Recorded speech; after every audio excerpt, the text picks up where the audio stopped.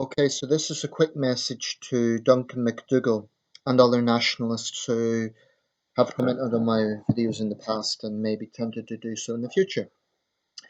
I made a video about the SNP and their pettiness. I stand by everything I said. I did reply to Duncan on the video, but I want to just send out a broader message as well. Firstly, this person had accused me of several things which I need to address here. Um, he said that apparently he's been watching a lot of my videos and I've shown pettiness. And apparently I know nothing about Scotland or its people. Well, it's great to hear that you, Duncan, are the ambassador for Scotland, that you alone speak for 5 million people. For the record, I know Scotland fairly well. I've spent considerable time there. And I believe I have sufficient knowledge about Scotland to form an opinion on this. I value Scotland. I love Scotland. Scotland is a nation that's part of the United Kingdom. The United Kingdom is my country. Okay? Now, I will not apologise for standing up to the SNP and for pointing out their hypocrisy, for pointing out their pettiness. And yes, it is pettiness not having the union flag at a meeting. It is petty when you have SNP representatives like Tasmina Sheikh Ahmed saying that they represent all Scots, which they don't. And it is petty to constantly try and push for a second referendum whilst ignoring the results of the last one. In fact, it's more than petty, it's downright reckless. And it's only sowing further division in Scotland. It's creating uncertainty because, traders around the world, trading partners, are going to be looking at this and thinking, well, what's the situation here? Is Scotland going to be independent? Is it not going to be independent? I happen to have voted Remain when it came to the EU referendum, and the uncertainty that's caused, I believe that is the same situation in Scotland with all this notion of an independence referendum. Now, say what you want about the EU referendum, but the United Kingdom voted as a nation. Yes, it's true, a majority of Scots voted to remain, but so did large chunks of England. Of course, nationalists in Scotland are incapable of seeing that because everything to them is England versus Scotland. They're incapable of seeing it any other way. Um, as for being a member of the Labour Party, I don't know where you got that from. I never mentioned the Labour Party. I'm not a member of the Labour Party. In fact, I've been quite critical of Jeremy Corbyn's Labour. I'm not a member of the Labour Party. I'm not a member of the Conservative Party. I'm not a member of the Liberal Democrats. I'm not a member of UKIP. At this stage, I'm not affiliated with any political party. So that's an assumption on your part. Okay? Um, I don't know where you get that from, but it's beside the point. Um, Nationalists have a tribal mindset, of that there is no question. Everything to them is about victimhood. Everything to them is about the big wicked patriarchy of the United Kingdom, kind of bullying poor little Scotland, almost like Scotland's a damsel in distress and the British government some big overbearing bully.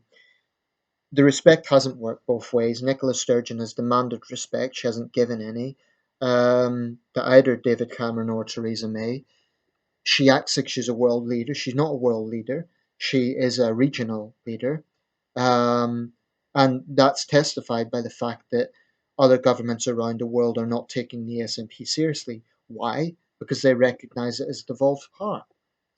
Um, this once in a lifetime referendum that the SNP swore about, they've made it quite clear that they exist for one reason only: independence at any cost. So, just put aside healthcare, put aside crime, put aside education, put aside all those important issues. The only thing they care about is independence. That's it, and that's all. And I'll be honest, I can't fathom how they've got as far as they have. All I can guess is they've tapped into, internal disaffection with the Labour Party, and that's unfortunate. Um, but I really do wish nationalists would practice what they preach and destroy their passport. I mean that sincerely. If you really hate the United Kingdom so much, why don't you just destroy your passport? The British passport is a symbol of British nationality and it is used um, to travel. Oh, but wait, maybe you don't want to destroy it because you need it. Just like when the SNP was pushing in the last independence referendum, they were demanding that they keep Sterling and they keep the monarchy, and all these things belong to Scotland too. So they want to destroy the United Kingdom, but keep little bits of it. Pathetic. Um, so I don't respect nationalists. And another point, I really don't have to give you people a voice. There's plenty of hate-filled nationalist forums out there, and what you said, Duncan, was actually quite moderate compared to some of the things I've seen from nationalists. I've seen outright bile, outright anti-British hatred, and for a party that claims it's not anti-English, at its base there is a deep anti-English sentiment in the SNP. And to English people who join them, I would just say, well, frankly, you're being useful idiots if you want to do that. It's your choice. But this is a party that is driven by sectarianism. There's no question about it. Look at what's happened ever since 2014. Scotland has become a more divided society. It's become a more bitter society, thanks to the SNP. Bear in mind, it wasn't the SNP that created a devolved government, it was the Labour Party. And I'm not saying that as a member of the Labour Party, I'm just saying it because it's a fact. And I will say this, I would vote for any unionist party over the SNP. I have strong disagreements with the Labour Party, with the Tories. I don't even like the Tories. But when it comes to the future of this country, when it comes to keeping a country together, that's no joke. And I make no apology for having strong views on this. I care about my country. Um, And for all their victimhood complex, which by the way I think is a bit of a disgrace, when you consider that we live in a world where Yazidi women are sold as sex slaves by ISIS. Why am I making that analogy? I'm making it because Scottish nationalists send out this propaganda within the United Kingdom and to the rest of the world that they're downtrodden and they're subjugated. It's just a cruel joke. They can freely vote in elections, they can vote for whoever they want, they can have their freedom of expression, they can have rallies. These are not the signs of a subjugated people. Let's get real here. 7 British prime ministers have been Scots. Okay, so I don't need lectures on history. If anything, it's Scottish nationalists who need to learn their history because they love to distort it. They really do have a mindset as if we are still in Bannockburn rather than in the year 2016, and it is just utterly abhorrent. I detest the SNP. I try to rise above detesting individuals. I don't have much respect for them. I don't respect Sturgeon. I don't respect her divisive agenda, and I certainly don't respect her party, but I try to rise above hating individuals. But I'm not going to apologise for making videos that might offend some nationalists because their agenda, it doesn't just offend me. I do see it as a threat to this country. I see it as possibly the biggest threat we face.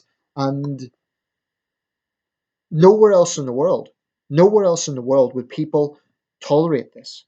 Okay? You could take the United States, France, Germany, China, Russia, anywhere, any country under any political system would not stand by and watch a large segment of it just trying to break away because there's a divisive nationalist party that's trying to do that. The SNP do not represent all Scots. The SNP do not represent all Scots. Nationalists do not represent all Scots, and it's preposterous that they constantly try and marginalize Scottish people who have a different opinion from themselves. I honestly think these people want a single party state. And if they ever did get into power, it doesn't exactly warrant a good sign for Scotland. I mean, is it going to be a case that any conservative voices are going to be crushed? Is it going to be a case that, what's going to become of people who were unionists in an independent Scotland? I noticed Nicola Sturgeon was attacking Donald Trump, but a lot of the things she was accusing him of can be levelled at the SNP.